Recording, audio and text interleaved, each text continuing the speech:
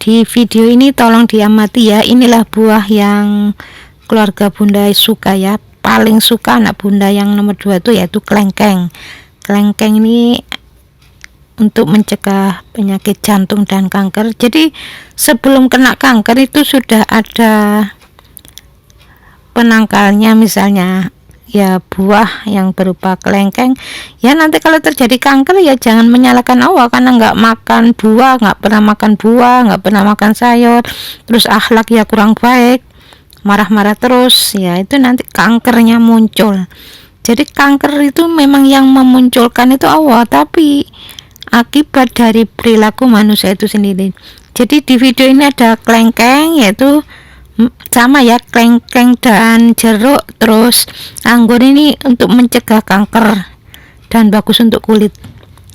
Pokoknya yang ada hubungannya dengan kanker, ada hubungannya dengan kulit ya, karena saya ini sudah mulai agak-agak tua ya, karena anak bunda itu semuanya sudah remaja, jadi kulit ini mulai agak-agak keriput. Tapi kalau yang dimakan sering ya makan buah anggur, makanya saya ini sering beli anggur ya, ada tamu ya saya bawain anggur ya, dibawa pulang kalau tamunya itu jauh ya, sampai tanya gini, kok sering diberi anggur, apa memang punya kebun anggur?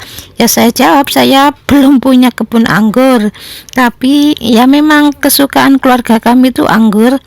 Jadi anggur, kelengkeng itu sangat suka. Pokoknya setiap buah yang ada di video ini itu mewakili dari saya, Pak Su, dan anak-anak.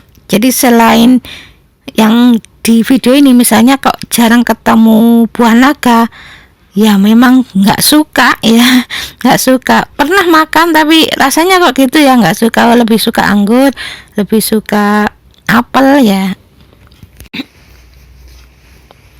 Bismillahirrahmanirrahim. Assalamualaikum warahmatullahi wabarakatuh.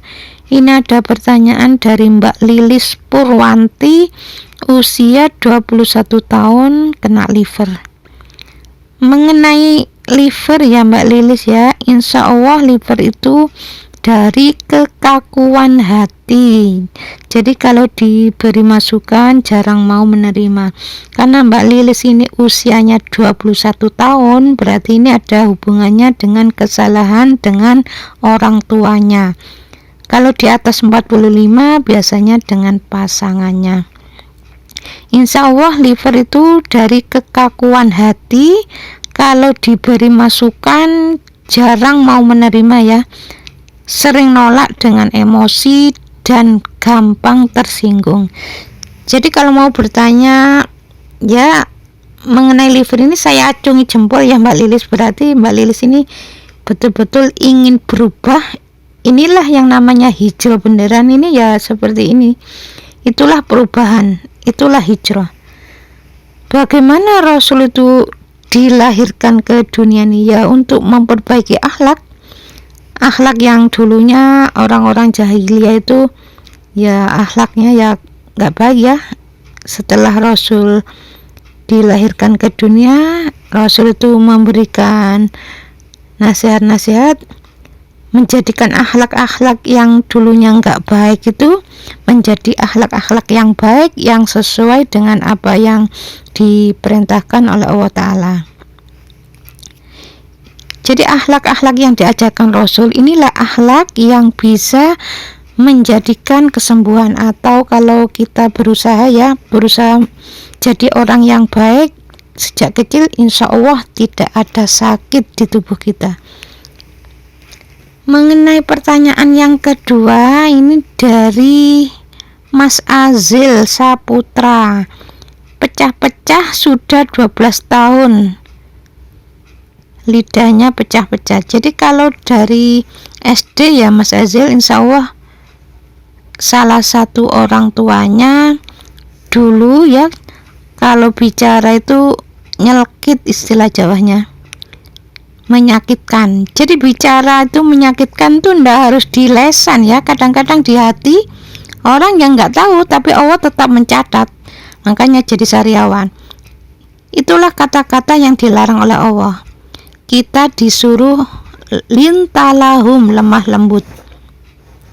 Jadi kalau orang itu marah, terus ya kita maafkan, kita nggak usah ikut memarahinya ya, tapi kita doakan agar orang itu mendapat hidayah dan diampuni dosanya.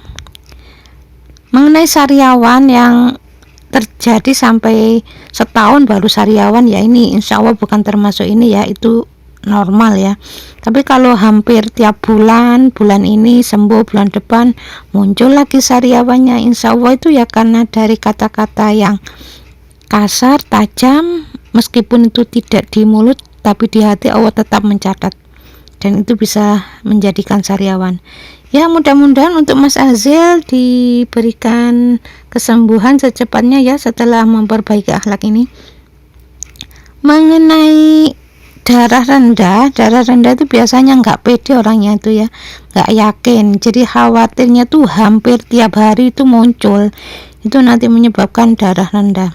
Jadi nggak usah lah ya, nggak usah takut, itu termasuk gangguan psikis saja ya, tapi insya Allah ya rubah ya, belajar untuk pede tapi tidak sombong. Jadi kalau malu dalam ini ya nggak usah malu ya. Mudah-mudahan kalau sudah tidak khawatir lagi, insya Allah tidak akan mengalami darah rendah.